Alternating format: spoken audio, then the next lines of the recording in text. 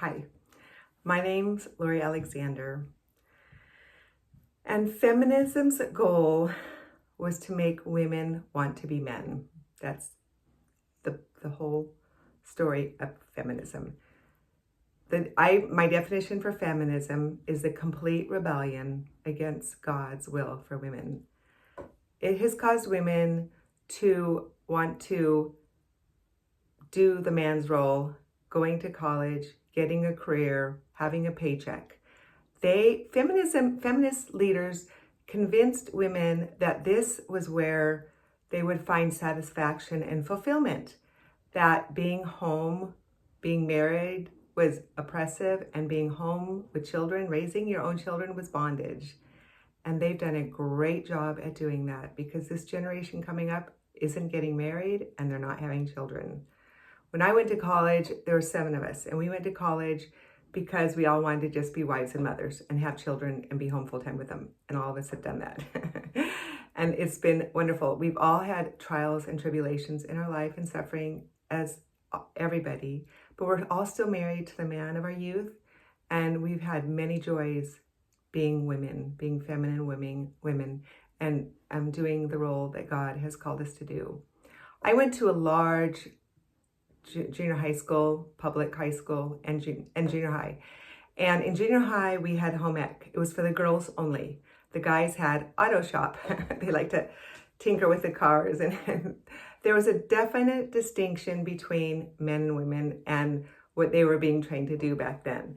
And so in junior high, I learned to sew. And then in high school, the girls had home ec while the guys had auto shop. And I learned to cook in high school. So it was, even in the late 70s, it was still preparing women to have feminine roles. I sewed my little daughters their Christmas dresses and other things. I sewed their Halloween costumes.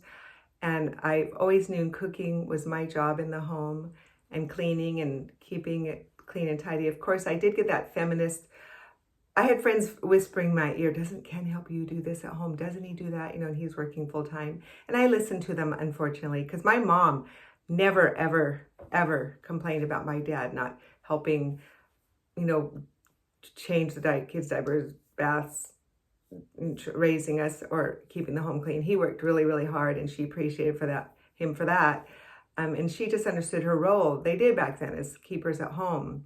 But today's women want equality.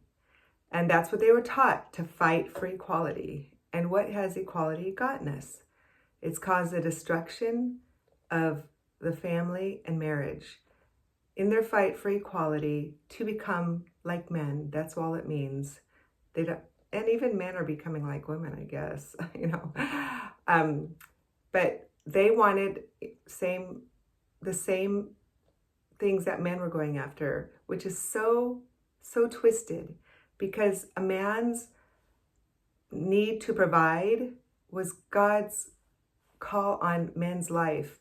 And it was after the fall that they were going to have to toil in the soil. Yet here are women giving up their fertility, their youth, babies, being homemakers, loving a man for their lives, for a career, for working for a boss, for working for their clients. And they call being at home bondage. It's also such deception, women, such deception. We are the weaker vessel. We are created to be at home. We're created to bear children and raise those children by ourselves. Those children need and want their mothers at home full time with them. This is how you raise emotionally secure and stable children, by being home full time with them, loving them, caring for them, training them, teaching them, disciplining them. This is a full-time job, along with being a helpmeet to your husband and a homemaker, doing all the things that it takes to run a home. And these are all good. These are the feminine roles that God has given to us as women. He loves women. This nation needs more women who are feminine and love their roles that God has given them, who are raising godly offspring. Don't fear what's going on in our culture. I remember when my sister was pregnant with her third, she was so nervous about bringing another baby into the world because we were just about ready to go into Desert Storm. And there's always been scary periods in life. And we might be in the end times, but as long as, and I think the end times started after Jesus died, you know, life's always been hard, but even in the Old Testament. But as long as God gives you babies, he wants you to have babies. He will close up your wombs if he no longer wants you to have babies. But he, or the government's going to do that, what seems like they're trying to do. But as long as you can have babies and raise them in the nurture and the admonition of the Lord. Sure, it's hard. Sure, there's a lot of suffering and pain that goes along with it, but it's good. A lifelong marriage is hard, but it's good. My husband and I are enjoying each other so much. We've been married almost 41 years. My children have a home to come to. At their weddings, they had their mom and dad together, holding hands with our arms around each other. They come to our place for Christmas and Thanksgiving. It's not dad's home or mom's home. So all of these things that God has created for us is good.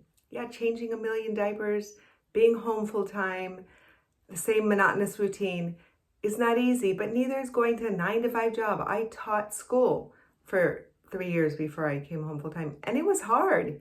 I enjoyed being home so much more, investing my life and my love and my energy into my children and my husband and into my home, making my home a warm, loving, nurturing place for my family, place of peace. It's a lot peaceful now that I don't argue with my husband. But anyway, women, stop being men. Stop trying to be men. Love the role that God has given you. Be a woman. Be a feminine woman. Buy my study guide, my Biblical Womanhood study guide, and go through that and learn God's perfect will for you, because you'll dig into scripture and you'll find what God has called you to do. And I know I beat this drum over and over again, but it needs to be beaten because women everywhere, they've been immersed in the feminist Kool-Aid. They breathe the feminist air their entire lives, even in the churches. So it's a drum that needs to be beaten over and over again. And so that women can come home, not waste their fertile years on a career and a paycheck and traveling, but on bearing and loving their husband and bearing children and raising them for Jesus. So anyway, stop listening to the lies and listen to truth instead, because God's ways are perfect. Bye-bye.